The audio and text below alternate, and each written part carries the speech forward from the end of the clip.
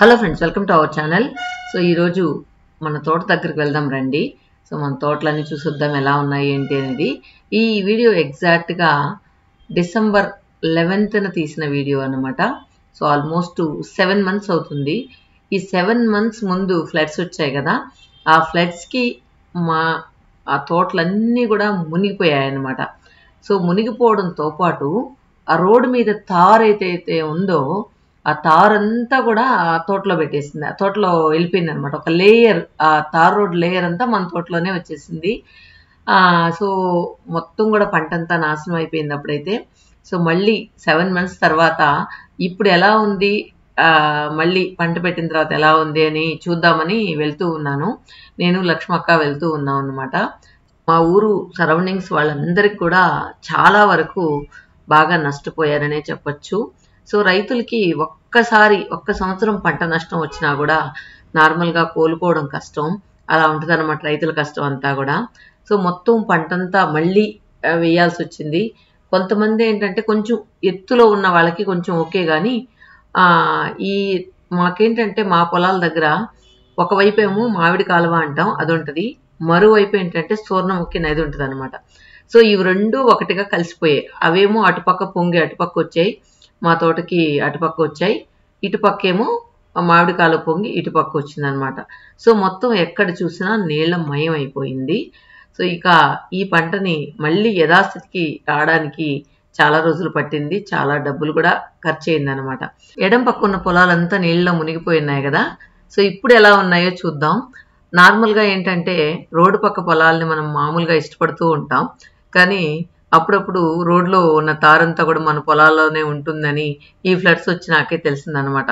మొత్తం తారోడంతా పొలాల్లోకి వచ్చేసింది. రైతుల కష్టం అంతా కూడా మనకు ప్రకృతితో ఆధారపడి ఉంటుంది. సో ఇలా అకాల వర్షాలు ఎక్కువ వచ్చినా ప్రాబ్లమే, వర్షాలు రాకున్నా ప్రాబ్లమే, ఇలా ఉంటుందన్నమాట రైతుల బ్రతుకులంతా. ఎందుకంటే సంవత్సరం మొత్తం వాళ్ళు కష్టపడి లాస్ట్లో పంట చేతికి వచ్చేటప్పటికి ఇలాంటి వర్షాలు వచ్చినప్పుడు నిజంగా వాళ్ళ జీవితాలే నిరామయం అయిపోతాయి. రైతులు ఏంటంటే ఒక్క సంవత్సరం ఏదైనా ప్రాబ్లం వచ్చి వెనకబడ్డా కూడా ఆ అప్పు తీర్చుకోవడానికి వాళ్ళకి చాలా కష్టం. సో రైతులు మళ్ళీ ఇలాంటివి బీభత్సాలు వచ్చినప్పుడు కోలుకోవడం చాలా కష్టం. అందుకే మనం చాలా ఆత్మహత్యలు కూడా చూస్తూ ఉంటాం. అంత కష్టం అన్నమాట వ్యవసాయం అంటే, ఎందుకంటే ప్రకృతితో ముడిపడి ఉంటుంది కాబట్టి. సో ఇందాక మనం వర్షంలో మునిగిన మన భూమిని చూసాం. ఇప్పుడు ఏంటంటే ఇప్పుడు ఇందాక నీళ్ళల్లో ఉన్నది ఇప్పుడు నేరుగా చూస్తున్నారనమాట. ఇప్పుడు ఎలా ఉందో చూడండి. మొత్తం కూడా పంటంతా చాలా వరకు మునిగిపోయి నాశనం అయిపోయింది. ఇవి మళ్ళీ నాటిన చెట్లు అన్నమాట. ఇది మా పిన్ని వాళ్ళ తోట. ఇందులో మనం ఒకసారి రాగి చెట్టులో చాలా హిస్టరీ ఉంది, రాగి చెట్టు వెనకాలని చూపించాం కదా, ఆ తోట అన్నమాట. సో 2 దూరంగా కనిపిస్తుంది చూడండి, అదే రాగి చెట్టు. మనం ఒక వీడియో కూడా తీసాం. ఈ చెట్ల మధ్యలో మిరప చెట్లు, అవి వంగ చెట్లు వేశారు. సో అది పెద్ద అయిన దాకా ఆ పంటను తీసుకుంటారనమాట. ఆ తర్వాత పెద్ద అయిన తర్వాత ఇంకా మామూలుగా వాటర్ పెట్టుకోవాల్సిందే ఈ సవకకు మాత్రం. సో ఇది ఆపోజిట్లో ఉన్నదంతా కూడా అన్నయ్య పొలం. సో అన్నయ్య పొలం ఎలా ఉందో అని చూడ్డానికి వచ్చాను ఈరోజు. సో చాలా వరకు నష్టపోయిన తర్వాత మళ్ళీ నాటేసిన తర్వాత ఇంత ఎత్తు వచ్చాయన్నమాట. లేకపోతే ఒక 4-5 months ముందు మనకు ఫలితం వచ్చేది. సో ఇప్పుడు ఏంటంటే 4 years ఉండాలి. ఇది 4 years ఏంటంటే ఇప్పుడు 4.5 years అవుతుంది అనమాట ఇది మన చేతికి రావాలి అంటే. సో ఇదంతా కూడా మా నాన్న కష్టార్జితం, అన్నయ్యకి ఇచ్చిన పొలం అన్నమాట ఇది. సో ఇచ్చిన 1 yearకే అన్నయ్య మొత్తం సేల్ చేయాలని చూశాడు, కానీ అమ్మ నాన్న దానికి ఒప్పుకోలేదు. మనకెప్పుడు కూడా మనం రైతులం, మనకు పొలం అనేది కొంచెమైనా ఉండాలి అని చెప్పి అమ్మ నాన్న అడ్డుపడ్డారనమాట. అప్పుడు కన్నా అమ్మ నాన్న ఎట్లయినా సేల్ చేసుకొని అని అనుకుని ఉంటే కనుక ఇప్పుడు అన్నయ్యకి పొలం ఉండేదే కాదు. అప్పుడు ఏంటంటే ఒక 1 lakh అలా ఉండేదన్నమాట. మా ఊర్లో పొలం 1 ఎకరం 1 lakh ఉండేదన్నమాట. అన్నయ్య ఎప్పుడైతే సేల్ చేయాలనుకున్నాడో అప్పుడు 1 lakh ఉండేది. ఇప్పుడు ఆల్మోస్ట్ ఒక 30 lakhs దాకా పోతుంది. ఇంకొంతమంది ఏమో 35-40 అలా చెప్తూ ఉన్నారనమాట. సో ప్రజెంట్ అయితే 30 lakhs నడుస్తుంది అనమాట. ఇక్కడంతా ఏంటంటే ఎక్కువగా సవక, ఇందాక చూసారు కదా, అది పెడతారు. లేదంటే మిరప చెట్లు, లేదంటే వరి. ఇవి మాత్రమే ఎక్కువగా పండిస్తూ ఉంటారు. మేము చిన్నప్పుడు వేరుశెనగ కూడా వేసేవాళ్ళు నాన్న. కానీ వేరుశెనగ ఇప్పుడు అంత రేట్లు రావట్లేదని చెప్పి వేరుశెనగ మానేసి అందరూ కూడా పైరు కానీ మిరప చెట్లు కానీ పెడుతూ ఉన్నారు. ఇక్కడ ఒక మామిడి చెట్టు ఉంది. జస్ట్ సరదాగా చూడడానికి వెళ్తూ ఉన్నాను. కానీ కాయలు ఇప్పుడు కూడా ఉన్నాయి, చిన్న చిన్నవిగా ఉన్నాయి. ఈ వరేసినట్లయితే ప్రతి 4 మంత్స్కి నెక్స్ట్ వేరే క్రాప్ వస్తూ ఉంటుంది అనమాట. కానీ అమ్మ వ్యవసాయం చేయించడం కొంచెం కష్టం కాబట్టి నాన్న చనిపోయిన తర్వాత అమ్మ ఎక్కువగా సవక వేసేస్తుంది అనమాట. ఈ సవక ఏంటంటే మనకి ఎక్కువగా పని ఉండదు. స్టార్టింగ్లో మొలకేయించడం, తర్వాత అప్పుడప్పుడు నీళ్లు పెట్టడం అలాంటివి. అంతకు మించి ఏంటంటే ఎక్కువగా హెవీగా వర్క్ ఏ ఉండదన్నమాట. ఇవి కొంచెం పెద్దవైన తర్వాత జస్ట్ వాటర్ పెట్టేస్తే సరిపోతుంది. ఇంకా ఏ మందులు జల్లాల్సిన అవసరం లేదు. ఇంకా వేరే ఏ పని ఉండదన్నమాట. 4 years to 4.5 years తర్వాత 1 ఎకరం ఇంత అని చెప్పి కొంటూ ఉంటారు. సో అలా ఈజీగా ఉంటుంది అనమాట. అదే కాకుండా వరి బండే పొలం కూడా అమ్మే చేయిస్తూ ఉంటారు. కానీ మాకేంటంటే మా చిన్నప్పటి నుంచి కూడా ఎవరు కూడా పొలాల్లోకి వచ్చి పని చేయించే అలవాటు లేదనమాట. సో ఏంటంటే చాలామంది పొలాల్లోకి ఆడవాళ్ళు కూడా వెళ్ళి పని చేయించుకుంటూ ఉంటారు. కానీ ఎందుకో మా నాన్న వాళ్ళు ఎప్పుడు పంపించలేదు, అలవాటు కూడా లేదు. అందువల్ల ఏంటంటే నేను అదే అమ్మ కష్టం అని చెప్పి ఎందుకమ్మా ఎవరికైనా ఇచ్చేయచ్చు కదా, లీజ్కి ఇచ్చేయచ్చు కదా అని చెప్తూ ఉంటాను. కానీ అమ్మ ఏంటంటే ఎప్పుడు కూడా ఏదైనా సరే నేను చనిపోయేంత వరకు కూడా నేను ఏదో కష్టం చేస్తూ ఉండాలి, నాకు ఖాళీగా కూర్చోవడం ఇష్టం ఉండదు అని చెప్పి అన్నయ్య వాళ్ళ పంట అంతా కూడా అమ్మే చేపిస్తూ ఉంటుంది. మా వాళ్ళందరూ ఉన్నారు కాబట్టి అమ్మకి కొంచెం హెల్ప్ చేస్తూ ఉంటారు. ఇంకా పని వాళ్ళ విషయానికి, పొలాల్లో పనిచేసే వాళ్ళ విషయానికి వచ్చినట్లయితే నాన్న ఉన్నప్పటి నుంచి ఇంకా మా చిన్నప్పటి నుంచి కూడా వాళ్ళే చేస్తూ ఉన్నారనమాట. వాళ్ళు తరతరాలుగా వాళ్ళే చేస్తూ ఉన్నారు. సో మాకు ఏ ఇబ్బంది లేకుండా మా పొలాల్లో ఏం పనున్నా వస్తూ ఉంటారు. వాళ్ళకి ఎప్పుడైనా డబ్బు అవసరమైనా నాన్న ఇస్తూ ఉండేవాళ్ళు. అందువల్ల మాకు ఎప్పుడు ఇబ్బంది పెట్టకుండా పొలాల పనులు ఈజీగా జరిగిపోయేటివి. సో అందువల్ల కష్టం లేదు కదా, నేను వేరే వాళ్ళకి ఇచ్చి పేడరు ఎక్కువ తోలకుండా పంటంతా పండించుకుని అలా వదిలేస్తారనమాట. భూమిలో సారం వెళ్ళిపోతూ ఉంటుంది. అందువల్ల ఏంటంటే అంత మనం ఓపికన్న రోజులు మనమే చేపిద్దామని చెప్పి అమ్మే చేపిస్తూ ఉంటుంది. ఇక్కడ చూసారా ఇస్తరాకుల చెట్టు. ఈ ఇస్తరాకులు చెట్టు చూడగానే నాకు నానమ్మ జ్ఞాపకం గుర్తొచ్చింది. సో నానమ్మ ఏంటంటే ఇస్తరాకులు తెప్పించి కుడుతూ ఉండేది. సో అప్పుడు ఏంటంటే ఎక్కువగా ఎవరైనా బంధువులు వచ్చినా, ఎవ్వరు వేరే ఫ్రెండ్స్ వచ్చినా, ఎవరు వచ్చినా కూడా మనం ఇస్తరాకులోనే భోజనం పెట్టేవాళ్ళం. ఈ ఆకులు చూస్తుంటే నానమ్మ జ్ఞాపకం గుర్తొచ్చేది. ఈ పచ్చి ఆకులు తెచ్చి ఒక దబ్బడం అనేది వాళ్ళు అనమాట, అంటే నీడిల్లాగా ఉంటుంది. దాంతో కుట్టి ఆ ఆకులన్నీ ఎండబెట్టి మళ్ళీ వాటిల్ని ఈ విసురుకుంటాం కదా తిరగలి, దాని కింద అనగబెట్టేదన్నమాట. సో అవన్నీ బాగా ఎండిపోయి తర్వాత ఇప్పుడు ఎలా ఉన్నాయి ఆకులు అలాగ వచ్చేస్తాయి. అలాగ వచ్చేసిన తర్వాత చీకర పుల్లలు తీసుకొని ఒక చీకర పుల్లని 4గా చీల్చి దాంతో నానమ్మ కుట్టేది. సో నానమ్మతో పాటు మేము కూడా నేర్చుకున్నాం. కానీ నాకు అంత పర్ఫెక్ట్గా రాలేదు, కానీ చిన్నవి కుట్టుకోవడం అలవాటైందనమాట. సో అలా నానమ్మ దగ్గర ఏ పనులైనా మేము చెరగడం, ఇసరడం, నూరడం, ఇట్లాంటివి రుబ్బడం అన్నీ కూడా నానమ్మ దగ్గర నేర్చుకున్నాం. సో అది ఇలాంటివి అయినా చూసినప్పుడు మా నానమ్మ జ్ఞాపకాలు గుర్తొస్తూ ఉంటాయి. ఇస్తరాకులు ఇప్పుడు బాగా కనుమరుగైపోయాయి. ఈ మధ్య బెంగళూరులో ఒకరు ఇస్తరాకుల చెట్టు కావాలి అన్నప్పుడు నాకు నిజంగా ఇప్పుడు కూడా ఇలాంటి చెట్లు వేసుకోవాలని ఇష్టపడుతున్నారా అని అనిపించింది. సో మా తోటల్లో ఇప్పుడు చూసారు కదా అలా గట్ల మీద చాలా ఉండేటివి. అప్పుడు ఇస్తరాకులు అంటే ఈ బయట అమ్మే ఆకులు దొరికేటివి కాదనమాట. సో ఇళ్లల్లోనే కుట్టి అమ్మేవాళ్ళు. సో ఎవరైనా కుట్టలేని వాళ్ళు, ఆకులు దొరకని వాళ్ళు, లేదా తెచ్చుకోలేని వాళ్ళందరూ కూడా ఊర్లోనే వందలుగా కుట్టి అమ్మేవాళ్ళు అనమాట. నాకు తెలిసి అప్పుడు 100, 15 రూపీస్, 20 రూపీస్ అలా ఉండేది. స్టార్టింగ్లో అయితే మా నాన్నమ్మ చెప్పేది ₹1 పావలా అలా కూడా ఉండేది అనేసి. అలా ఇస్తరాకులు చూడగానే మా నాన్నమ్మ జ్ఞాపకం గుర్తొచ్చింది. సో ఈ పచ్చని పంట పొలాలు చూస్తుంటే నిజంగా అక్కడ కాసేపు కూర్చున్నా కూడా జన్మ ధన్యమైపోతుంది అనిపిస్తుంది అనమాట. నాకు చాలా ఇష్టం ఇలా గ్రీనరీ ఉండడం, అక్కడ కాసేపు గడపడం అనేది చాలా ఇష్టం. తర్వాత ఈ పొలాలంతా చూస్తూ ఉంటే ఈ పొలాలని కాపలా కాసే అతను లేడనమాట, అమ్మ పెట్టిన వాళ్ళు. సో అది చూస్తూ వెళ్తూ ఉన్నాను ఎక్కడున్నాడా అని. సో ఇచ్చరాకు చెట్టు దగ్గరగా చూడండి.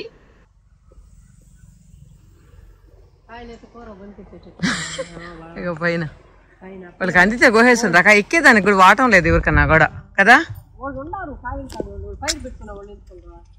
ఉన్నా పిందలు ఎందుకు కోస్తారు ఎవరైనా? ఇక్కడ మాత్రం కన్ను సూపు మేర, ఇక్కడ కన్ను సూపు మేర శృంగారంగా ఆహ్లాదంగా ఉంటుందమ్మా పోతుంటే కూడా. చూడు మనోళ్ళు లేరు కానీ ఇది ఇదేం చెట్టు? ఇది టేక్ చెట్టు ఉన్నట్టుంది కదా. అదే ఇది అక్క, ఇదేం చెట్టు తెలుసు నీకా? ఈ దేవుడు కాడ వేసుంటలా.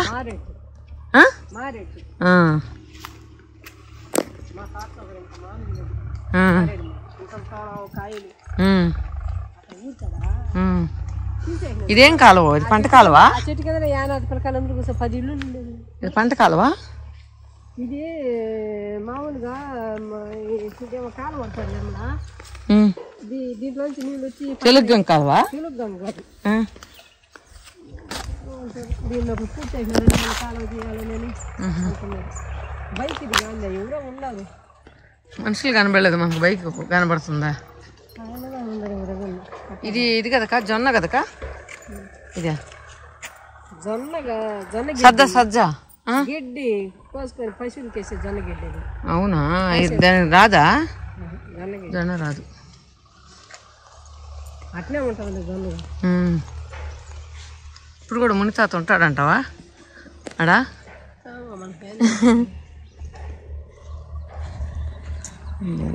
ఈడ పలసగొళ్ళాక ఉండడం అంతేనా?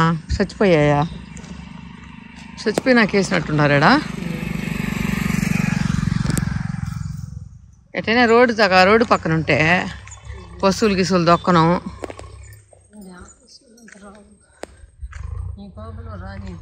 దీనిలో మొత్తం టెంకాయ చెట్లు ఉన్నాయక.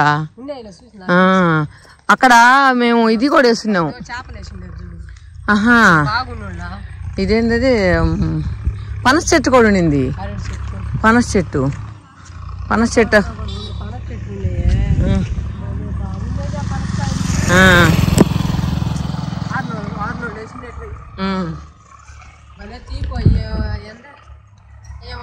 ఏదో ఇది ఒకటి ఉండి ఇచ్చారమ్మా టెంకాయ చెట్ట, అది కూడా కొట్టేయకుండా. అక్కడ తాడి చెట్టు వాడు రత్నగోడు అది అడ్డామని ఒకసారి తాటి చెట్టు కూడా వేసినాడు. ఆ తాడి చెట్టు ఏమైనా అడ్డామా? దాగా అంతలా చెట్టు ఎప్పుడు అయ్యేది. ఉండవా లేదా, కాపలా కాస్తున్నావా లేదా అని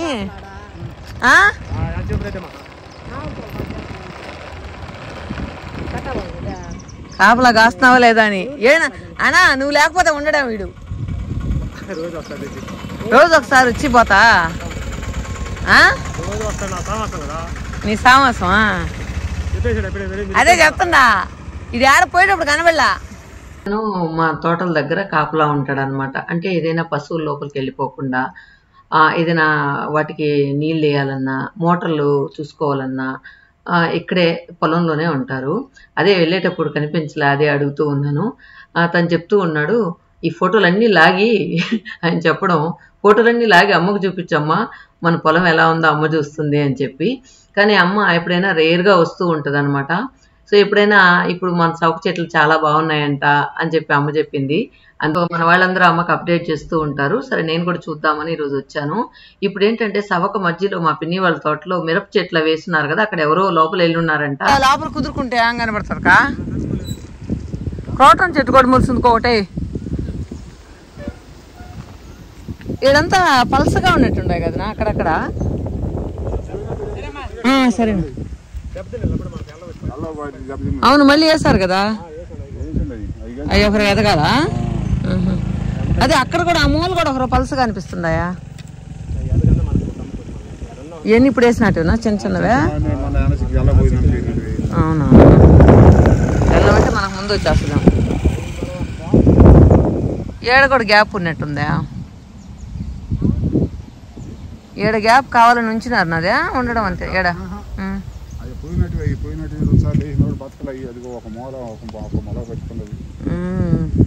భలే ఉన్నాయి సోకులు, భలే ఉన్నాయంటే అది వరకు బాగానే ఉన్నాయి సుమారుగా. చూద్దాం వచ్చిన అదిగో ఆ పక్క ఒక్కయ్యే బాగలేదు, మరి గలీజ్గా ఉంది. ఎడ చేయాలి దాన్ని ఇప్పుడు ఏం చేయలేము, వాన కురిసి అలా బాగుంది కానీ అప్పుడు బాగా వస్తుందా? గిడ్డి గిడ్డి పోతుంది.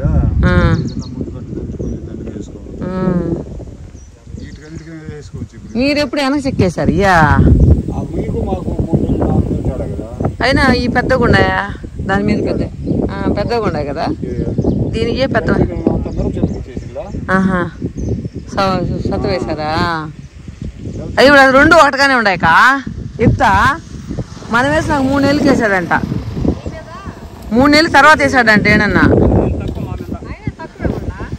ఏమో నాకేందా ఏ బాగున్నట్టుండే గుబురుగా. ఈ కింద ఏమన్నా చెలిగారు ఇయ్యా, అందువల్ల ఏమో గ్యాప్లు కనబడుతున్నాయి. ఇట్టన్నా ఉంటే మిరకాయలన్నీ కోసుకోవచ్చు మనం. అదే కదా ఇప్పుడు ఎవరున్నారా? ఏం లేనా గమ్ము ఉండండి మీరు. ఆడ వాళ్ళు నీళ్ళ బాటిళ్ళు చెప్పులు వదిలిండారు కదా, ఆడే ఉండండి. వచ్చి ఆ చెంప పడిచి ఒకటేసి మొత్తం మిరకాయలు పెరుక్కోండి. ఏంలే వాటి కోసం వస్తారు కదా, మీరు వాళ్ళకి కనబడకుండా ఉండండి. 4 ఉతికేసి ఆ మిరకాయలు పెరుక్కోరండి పోయి. అంతే కదా. ఈ చూడు ఆడో దొంగకొని ఉంటారు. అదే ఇప్పుడు వాళ్ళు దొంగకొని ఉంటారు ఆడో. చాలా ఉన్నాయా?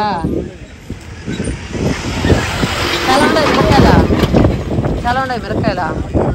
ఇది మామిడి చెట్టు అదే, ఇది ఎందుకు కాయలేదా? నాయన అది బాగుంది. ఇది మన చెట్టు అన్న ఇదే? అవునులే, అది చూడు అది కాయనేలే. వాళ్ళ చెట్టు వాళ్ళు చూడు కట్టవలదు భలే కాస్తుంది. రసాల కాయలు ఊరగాయ భలే ఉంటుంది. ఎప్పుడన్నా తిన్నారా? చూసారా కాయలు కాయడు? అవునా? షెడ్ ఎందుకు నీళ్ళు రావట్లేదు కదా? కుళాయి షెడ్ మన స్థలంలో ఉండిందినా? ఓ అవునా? మా ఊరికి నీళ్ళు వచ్చే పైప్ అనమాట. ఒక టేబుల్ కుర్చీ చేసుకోండి బాగుంటుంది. క్రోటన్ చెట్టు చూడు ఎంత అందంగా పూసిందా. ఓ క్రోటన్ చెట్టు చూడు.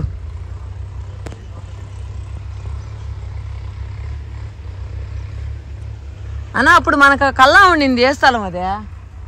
ఏడన్నా మనకు కల్లా ఉండింది అది ఏ స్థలం అదే? అవతలదా? ఆ పిచ్చి చెట్లు ఆ ట్రాన్స్ఫార్మర్ కాడా? ఇక్కడ ఏంటంటే పంట అంతా హార్వెస్ట్ చేసేవాళ్ళు. అప్పుడు మేము ఎప్పుడన్నా ఇక్కడ నేరేడుకాయలు అవన్నీ ఉండేటివి అనమాట. సేమసింతకాయలు అంటే గుబ్బలు అనేవాళ్ళం, అవన్నీ ఎక్కువ ఉండేటివి. అందువల్ల వాటి కోసం మేము వచ్చి అక్కడ చాలాసేపు గడిపేవాళ్ళం. ఇప్పుడు ఏంటంటే మొత్తం ఇలా అయిపోయింది అనమాట, ఏ చెట్టు లేకుండా అన్నీ కొట్టేస్తున్నారు. తర్వాత అన్నయ్య పొలంలోనే ఇప్పుడు హైవే వస్తూ ఉంది. సో రండి అక్కడికి వెళ్ళి చూద్దాం హైవే ఎలా ఉందనేది. ఈ హైవే మొత్తం కూడా దాదాపు ఒక 1 ఎకర్ దాకా అన్నయ్య పొలంలోనే వస్తూ ఉంది. ఒక చిన్న బిట్టేమో అటువైపు వెళ్ళిపోయింది అనమాట. అంటే రోడ్డుకి ఒక పక్క ఏమో ఇది ఉంది, ఇంకో పక్క చిన్న బిట్టు మిగిలిపోయింది అనమాట. ఇలా అస్తవ్యస్తంగా అయిపోయింది. కానీ ఆ రోడ్డు వచ్చినప్పుడు ఇందాక నేను రేట్ చెప్పాను కదా, ఈ రోడ్డు రావడం వల్లనే పొలాలు అనేది రేటు పెరిగాయి. సో రోడ్డు పక్కనే చిన్న రోడ్డుకి వస్తుంది, అలా పెద్ద రోడ్డుకి అన్నయ్య పొలం వస్తుంది అనమాట.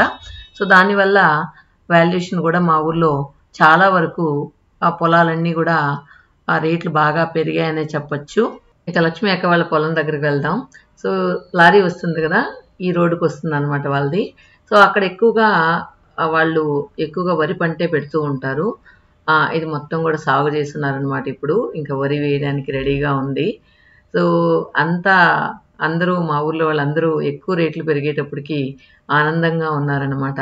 అంతకుముందంతా మా ఊర్లో రేట్లన్నీ కూడా 15 నుంచి 17 వరకే ఉన్నాయి ఇవి రోడ్డు రాకముందు. కానీ వీళ్ళ పొలం కూడా దాదాపు ఒక 1 ఎకర్ దాకా ఆ రోడ్డుకి వెళ్ళిపోయింది అనమాట. సో రోడ్డుకి వెళ్ళిపోయినప్పుడు మనకు కాస్ట్ అనేది చాలా తక్కువ ఇస్తారు గవర్నమెంట్ వాల్యుయేషను. సో అప్పుడు ఎంతో పర్ ఎకర్ 7 lakhs ఏమో రేట్ వేసి ఇచ్చారు. అది నష్టమే అందరికీ. ఎవరి రోడ్లు అయితే ఎవరు పంట అయితే పోయిందో వాళ్ళకైతే నష్టమే అనమాట. సో ఇది ఒకే బిట్టు 7 acres వెళ్ళి 7 or 6 acres వీళ్ళు కూడా సేల్ చేద్దాం, ఒక 35 lakhs అలా వస్తే సేల్ చేద్దాం అని అనుకుంటూ ఉన్నారు. కానీ రోడ్లో నుంచి ఈ పొలంలోకి వెళ్ళొచ్చు అనమాట. సో ఇలా ఉంటే బాగుంటుంది కదా, ఏదైనా కూడా రోడ్డు పక్కనే ఉంటే ఎప్పుడైనా బాగుంటుంది. వాల్యుయేషన్ కూడా ఇప్పుడు రోడ్డు పక్క పొలంకున్న వాల్యుయేషన్ లోపల ఉన్న వాటికి ఉండదు. ఇది అన్నమాట ఇక మా పొలం విశేషాలు. సో చాలా రోజులు అంటే ఫ్లడ్స్ వచ్చిన తర్వాత ఇప్పుడే వెళ్ళడం పొలంలోకి. ఇక రోడ్ అంతా అయిపోయిన తర్వాత పొలం ఇంకా అందంగా కనిపిస్తుంది. ఇప్పుడు ఏంటంటే కన్స్ట్రక్షన్స్ అంతా జరుగుతూ ఉన్నాయి కాబట్టి ఎక్కడ చూసినా మట్టి, ఎక్కడ చూసినా గుట్టలు అలా ఉన్నాయన్నమాట. ఏదైనా వెహికల్స్ వెళ్ళేందుకు కూడా కొంచెం ఈ రోడ్లో తప్పితే పక్కనంతా కూడా కొంచెం కష్టంగా ఉందన్నమాట. ఈ రోడ్డుకి అటువైపు ఏమో అన్న పొలం, ఇటువైపు ఏమో జానకక్క పొలం, జానకక్క వాళ్ళ పొలం, లక్ష్మీ అక్క జానకక్క వాళ్ళ పొలం ఉందన్నమాట. ఓకే ఫ్రెండ్స్, సరదాగా మా పొలాలలో తీసిన వీడియో అంతా ఎలా ఉంది కామెంట్స్లో చెప్పండి.